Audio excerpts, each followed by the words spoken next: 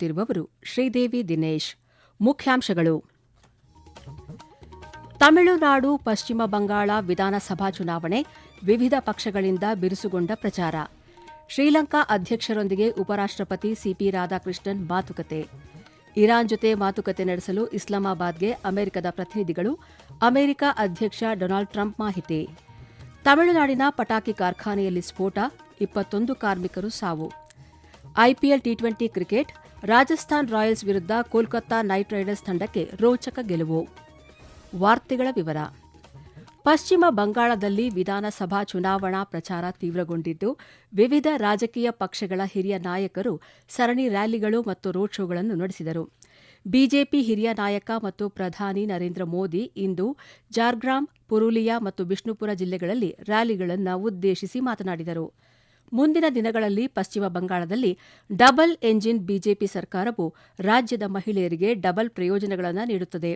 ಮಹಿಳೆಯರ ಸುರಕ್ಷತೆ, ಘನತೆ ಮತ್ತು ಸಮೃದ್ಧಿಯು ತಮ್ಮ ಪಕ್ಷದ ಪ್ರಮುಖ ಆದ್ಯತೆಗಳಾಗಿವೆ ಎಂದು ಹೇಳಿದರು.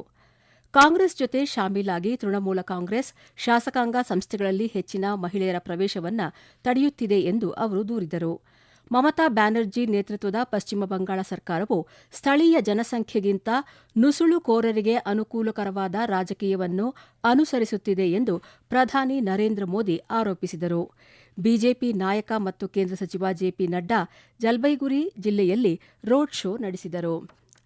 ತೃಣಮೂಲ ಕಾಂಗ್ರೆಸ್ ಮುಖ್ಯಸ್ಥೆ ಮತ್ತು ಪಶ್ಚಿಮ ಬಂಗಾಳದ ಮುಖ್ಯಮಂತ್ರಿ ಮಮತಾ ಬ್ಯಾನರ್ಜಿ ಅವರು ಹುಗ್ಲಿ ಮತ್ತು ಪೂರ್ವ ಬರ್ಧಮಾನ್ ಜಿಲ್ಲೆಗಳಲ್ಲಿ ಪಕ್ಷದ ಅಭ್ಯರ್ಥಿಗಳ ಪರ ಮತಯಾಚಿಸಿದರು.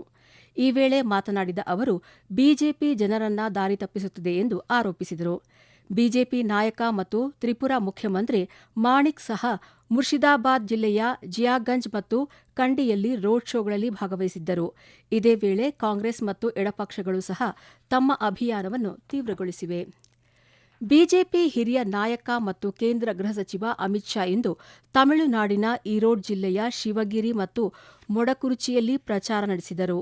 ಸಾರ್ವಜನಿಕ ಸಭೆಗಳನ್ನು ಉದ್ದೇಶಿಸಿ ಮಾತನಾಡಿದ ಅವರು, ರಾಜ್ಯದಲ್ಲಿ ಎಐಎಡಿಎಂಕೆ ಪ್ರಧಾನ ಕಾರ್ಯದರ್ಶಿ ಎಡಪ್ಪಾಡಿ ಕೆ ಪಳನಿಸ್ವಾಮಿ ನೇತೃತ್ವದ ಎನ್ಡಿಎ ಬಲವಾದ ಮತ್ತು ಯಶಸ್ವಿ ಮೈತ್ರಿಕೂಟವಾಗಿದೆ. ಡಿಎಂಕೆ ಸರ್ಕಾರ ನಿಷ್ಕ್ರಿಯವಾಗಿದೆ ಮತ್ತು ಸಾರ್ವಜನಿಕ ಕಲ್ಯಾಣವನ್ನು ನಿರ್ಲಕ್ಷಿಸಿದೆ ಎಂದು ಟೀಕಿಸಿದರು. ನಾಮಕ್ಕಲ್ನಲ್ಲಿ ಪ್ರಚಾರ ನಡೆಸಿದ ಎಐಎಡಿಎಂಕೆ ಪ್ರಧಾನ ಕಾರ್ಯದರ್ಶಿ ಎಡಪ್ಪಾಡಿ ಕೆ ಪಳನಿಸ್ವಾಮಿ, ತಮ್ಮ ಪಕ್ಷ ಅಧಿಕಾರಕ್ಕೆ ಬಂದರೆ ರೈತರಿಗೆ 1,400 ಯೂನಿಟ್ ಉಚಿತ ವಿದ್ಯುತ್ ನೀಡಲಿದೆ ಎಂದು ಭರವಸೆ ನೀಡಿದರು. ಹಿಂದಿನ ಎಐಎಡಿಎಂಕೆ ಸರ್ಕಾರದ ಅವಧಿಯಲ್ಲಿ ಪರಿಚಯಿಸಲಾದ ಹಲವಾರು ಕಲ್ಯಾಣ ಯೋಜನೆಗಳನ್ನು ಡಿಎಂಕೆ ಸ್ಥಗಿತಗೊಳಿಸಿದೆ ಎಂದು ಅವರು ಆರೋಪಿಸಿದರು. ಟಿವಿಕೆ ನಾಯಕರು ತಮ್ಮ ಚುನಾವಣಾ ಪ್ರಚಾರದ ಭಾಗವಾಗಿ ತಿರುಚಿ ಪೂರ್ವದಲ್ಲಿ ರೋಡ್ ಶೋ ನಡೆಸಿದರು. ಉಪರಾಷ್ಟ್ರಪತಿ ಸಿಪಿ ರಾಧಾಕೃಷ್ಣನ್ ಅವರು ಇಂದು ಶ್ರೀಲಂಕಾ ಅಧ್ಯಕ್ಷ ಅನುರ ಕುಮಾರ ದಿಸಾನಾಯಕೆ ಅವರನ್ನು ಭೇಟಿ ಮಾಡಿದರು. ಇತಿಹಾಸ ಮತ್ತು ಸಾಂಸ್ಕೃತಿಕ ಮೌಲ್ಯಗಳಲ್ಲಿ ಬೇರೂರಿರುವ ಬಹುಮುಖ ಭಾರತ-ಶ್ರೀಲಂಕಾ ಸಂಬಂಧಗಳನ್ನು ಮತ್ತಷ್ಟು ಗಟ್ಟಿಗೊಳಿಸುವ ಕುರಿತು ಇಬ್ಬರು ನಾಯಕರು ಚರ್ಚೆ ನಡೆಸಿದರು. ನೆರೆ-ಹೊರೆ ಮೊದಲು ನೀತಿಗೆ ಭಾರತದ ಬದ್ಧತೆಯನ್ನು ಮತ್ತು ಎರಡೂ ರಾಷ್ಟ್ರಗಳ ನಡುವೆ ದ್ವಿಪಕ್ಷೀಯ ಸಹಕಾರವನ್ನು ಮತ್ತಷ್ಟು ಬಲಪಡಿಸುವ ಬಗ್ಗೆಯೂ ಸಿಪಿ ರಾಧಾಕೃಷ್ಣನ್ ಪುನರುಚ್ಚರಿಸಿದರು. ಶ್ರೀಲಂಕಾದಲ್ಲಿ ದಿಟ್ವಾ ಚಂಡಮಾರುತದಿಂದ ಹಾನಿಗೊಳಗಾದ ಪ್ರದೇಶಗಳಿಗೆ ಭಾರತೀಯ ವಸತಿ ಯೋಜನೆ ಮತ್ತು $450 ದಶಲಕ್ಷ ಪ್ಯಾಕೇಜ್ ಅಡಿಯಲ್ಲಿ ಜಾರಿಗೆ ತರಲಾಗುತ್ತಿರುವ ಯೋಜನೆಗಳು ಸೇರಿದಂತೆ ವಿವಿಧ ಉಪಕ್ರಮಗಳ ಬಗ್ಗೆಯೂ ಚರ್ಚೆಯು ನಡೆಯಿತು. ಮಹಿಳಾ ಮೀಸಲಾತಿ ಮಸೂದೆಗೆ ಸಂಬಂಧಿಸಿದಂತೆ ಕಾಂಗ್ರೆಸ್ ದೇಶಾದ್ಯಂತ ಮಹಿಳೆಯರನ್ನು ವಂಚಿಸಿದೆ ಎಂದು ಕೇಂದ್ರ ಗ್ರಾಹಕ ವ್ಯವಹಾರಗಳು, ಆಹಾರ ಮತ್ತು ಸಾರ್ವಜನಿಕ ವಿತರಣಾ ಸಚಿವ ಪ್ರಹ್ಲಾದ್ ಜೋಶಿ ಆರೋಪಿಸಿದ್ದಾರೆ. ತಿರುವನಂತಪುರಂನಲ್ಲಿ ಇಂದು ಪತ್ರಿಕಾಗೋಷ್ಠಿಯನ್ನು ಉದ್ದೇಶಿಸಿ ಮಾತನಾಡಿದ ಅವರು, ಕ್ಷೇತ್ರ ಪುನರ್ವಿಂಗಡಣೆಯ ಸಮಯದಲ್ಲಿ ದಕ್ಷಿಣ ಭಾರತದ ರಾಜ್ಯಗಳ ಸ್ಥಾನ ಪ್ರಾತಿನಿಧ್ಯ ಕಡಿಮೆಯಾಗುತ್ತದೆ ಎಂದು ಕಾಂಗ್ರೆಸ್ ಪಕ್ಷ ಸುಳ್ಳು ಪ್ರಚಾರ ಮಾಡುತ್ತಿದೆ. ಸ್ಥಾನಗಳ ಸಂಖ್ಯೆಯಲ್ಲಿ ಯಾವುದೇ ಕಡಿತವಾಗುವುದಿಲ್ಲ ಎಂದು ಅವರು ಸ್ಪಷ್ಟಪಡಿಸಿದರು. ಪುನರ್ವಿಂಗಡಣೆ ಪ್ರಕ್ರಿಯೆಯ ಬಗ್ಗೆ ನಿಖರವಾದ ಮಾಹಿತಿ ನೀಡದಿದ್ದರೂ ಮಹಿಳಾ ಮೀಸಲಾತಿ ಅನುಷ್ಠಾನವನ್ನು ತಡೆಯುವ ಸಲುವಾಗಿ ವಿರೋಧ ಪಕ್ಷವು ಮಸೂದೆಯನ್ನು ವಿರೋಧಿಸಿತು. ಕಾಂಗ್ರೆಸ್ ಹಿಂದೆಯೂ ಸಹ ಮಹಿಳಾ ಮೀಸಲಾತಿಯನ್ನು ವಿರೋಧಿಸಿತ್ತು ಎಂದು ಅವರು ದೂರಿದರು. ಯುಪಿಎ ಸರ್ಕಾರದ ಅವಧಿಯಲ್ಲಿ 2010ರಲ್ಲಿ ಸಂಸತ್ತಿನಲ್ಲಿ ಮಹಿಳಾ ಮೀಸಲಾತಿ ಮಸೂದೆಯನ್ನು ಪರಿಚಯಿಸಿದಾಗ ಬಿಜೆಪಿ ಮಸೂದೆಯನ್ನು ಸಂಪೂರ್ಣವಾಗಿ ಬೆಂಬಲಿಸಿತ್ತು. ಆದಾಗ್ಯೂ ಮಿತ್ರ ಪಕ್ಷಗಳ ವಿರೋಧದಿಂದಾಗಿ ಕಾಂಗ್ರೆಸ್ ಅದರೊಂದಿಗೆ ಮುಂದುವರಿಯಲು ಸಿದ್ಧವಿರಲಿಲ್ಲ. ಆದರೆ ಈಗ ಕಾಂಗ್ರೆಸ್ ಸುಳ್ಳು ಮಾಹಿತಿಯೊಂದಿಗೆ ದೇಶದ ಜನರನ್ನು ದಾರಿ ತಪ್ಪಿಸಲು ಪ್ರಯತ್ನಿಸುತ್ತಿದೆ ಎಂದು ಸಚಿವ ಪ್ರಹ್ಲಾದ್ ಜೋಶಿ ಆರೋಪಿಸಿದರು. ಈ ವಾರ್ತೆಗಳನ್ನು ಆಕಾಶವಾಣಿಯಿಂದ ಕೇಳುತ್ತಿದ್ದೀರಿ. ನಮ್ಮ ಎಲ್ಲಾ ರಾಷ್ಟ್ರೀಯ ವಾರ್ತೆಗಳು ಹಾಗೂ ಪ್ರದೇಶ ಸಮಾಚಾರ ಈಗ ಆಕಾಶವಾಣಿ ನ್ಯೂಸ್ ಕನ್ನಡ ಯೂಟ್ಯೂಬ್ ಚಾನೆಲ್ನಲ್ಲಿ ಲಭ್ಯ. ನಮ್ಮ ಎಕ್ಸ್ ಖಾತೆ ಮತ್ತು ಇನ್ಸ್ಟಾಗ್ರಾಂ ಖಾತೆ ಆಕಾಶವಾಣಿ ನ್ಯೂಸ್ ಕನ್ನಡ. ಹೆಚ್ಚಿನ ಮಾಹಿತಿಗಾಗಿ ನಮ್ಮ ಫೇಸ್ಬುಕ್ ಖಾತೆ AIR ಕನ್ನಡ ನ್ಯೂಸ್ ಅನುಸರಿಸಿ. ಮಾಹಿತಿಯ ಹೂರಣ ವಾರದ ಕಾರ್ಯಕ್ರಮ ಪ್ರಚಲಿತ ವಿದ್ಯಮಾನ ಪ್ರತಿ ಬುಧವಾರ 9:15ಕ್ಕೆ.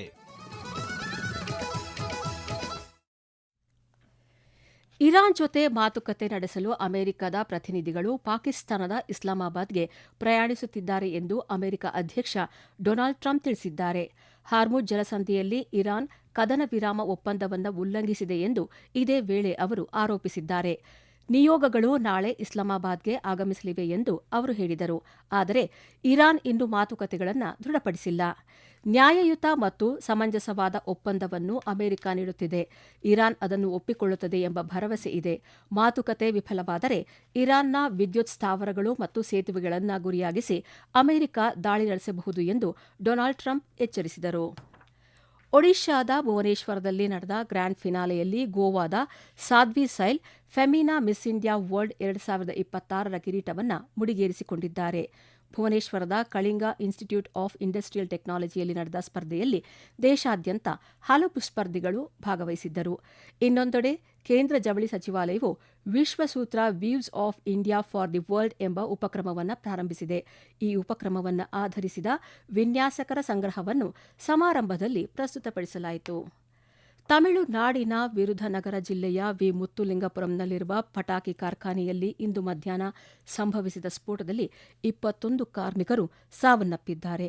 ಘಟನೆಯಲ್ಲಿ 6 ಜನರು ಗಂಭೀರವಾಗಿ ಗಾಯಗೊಂಡಿದ್ದು ತುರ್ತು ಚಿಕಿತ್ಸೆಗಾಗಿ ಸಮೀಪದ ಆಸ್ಪತ್ರೆಗಳಿಗೆ ದಾಖಲಿಸಲಾಗಿದೆ.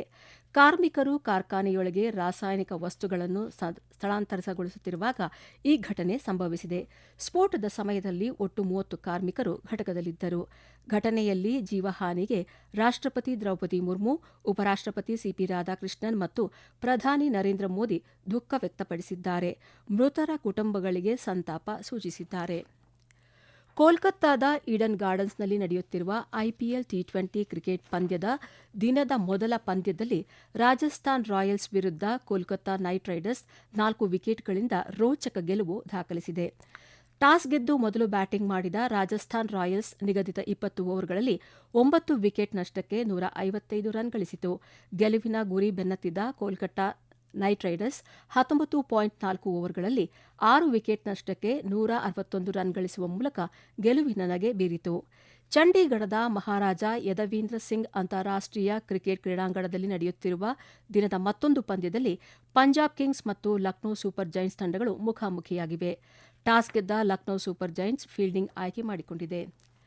ದಕ್ಷಿಣ ಆಫ್ರಿಕಾದ ಡರ್ಬನ್ನಲ್ಲಿ ನಡೆಯುತ್ತಿರುವ 2ನೇ ಮಹಿಳಾ ಟಿ20 ಪಂದ್ಯದಲ್ಲಿ ಭಾರತ ಮತ್ತು ದಕ್ಷಿಣ ಆಫ್ರಿಕಾ ವನಿತಾ ತಂಡಗಳು ಮುಖಾಮುಖಿಯಾಗಿವೆ.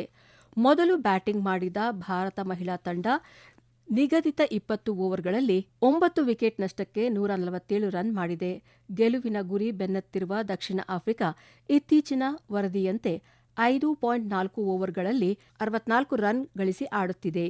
ಎರಡು ದೇಶಗಳ ನಡುವಿನ ಕಾರ್ಯತಂತ್ರದ ರಕ್ಷಣಾ ಪಾಲುದಾರಿಕೆಯನ್ನು ಮತ್ತಷ್ಟು ಬಲಪಡಿಸಲು ರಕ್ಷಣಾ ಸಚಿವ ರಾಜನಾಥ್ ಸಿಂಗ್ ಇದೇ 21ರಿಂದ ಜರ್ಮನಿಗೆ 3 ದಿನಗಳ ಪ್ರವಾಸ ಕೈಗೊಳ್ಳಲಿದ್ದಾರೆ. ಕೊನೆಯಲ್ಲಿ ಮತ್ತೊಮ್ಮೆ ಮುಖ್ಯಾಂಶಗಳು. ತಮಿಳುನಾಡು, ಪಶ್ಚಿಮ ಬಂಗಾಳ ವಿಧಾನಸಭಾ ಚುನಾವಣೆ, ವಿವಿಧ ಪಕ್ಷಗಳಿಂದ ಬಿರುಸುಗೊಂಡ ಪ್ರಚಾರ. ಶ್ರೀಲಂಕಾ ಅಧ್ಯಕ್ಷರೊಂದಿಗೆ ಉಪರಾಷ್ಟ್ರಪತಿ ಸಿಪಿ ರಾಧಾಕೃಷ್ಣನ್ ಮಾತುಕತೆ. ಇರಾನ್ ಜೊತೆ ಮಾತುಕತೆ ನಡೆಸಲು ಇಸ್ಲಾಮಾಬಾದ್ಗೆ ಅಮೆರಿಕದ ಪ್ರತಿನಿಧಿಗಳು, ಅಮೆರಿಕ ಅಧ್ಯಕ್ಷ ಡೊನಾಲ್ಡ್ ಟ್ರಂಪ್ ಮಾಹಿತಿ. ತಮಿಳುನಾಡಿನ ಪಟಾಕಿ ಕಾರ್ಖಾನೆಯಲ್ಲಿ ಸ್ಫೋಟ, 21 ಕಾರ್ಮಿಕರ ಸಾವು. IPL T20 cricket, Rajasthan Royals ವಿರುದ್ಧ ಕೋಲ್ಕತ್ತಾ ನೈಟ್ ರೈಡರ್ಸ್ ತಂಡಕ್ಕೆ ರೋಚಕ ಗೆಲುವು. ಇಲ್ಲಿಗೆ ವಾರ್ತಾ ಪ್ರಸಾರ ಮುಕ್ತಾಯವಾಯಿತು. ನಮ್ಮ ಮುಂದಿನ ವಾರ್ತಾ ಪ್ರಸಾರ ನಾಳೆ ಬೆಳಗ್ಗೆ 7 ಗಂಟೆ 5 ನಿಮಿಷಕ್ಕೆ.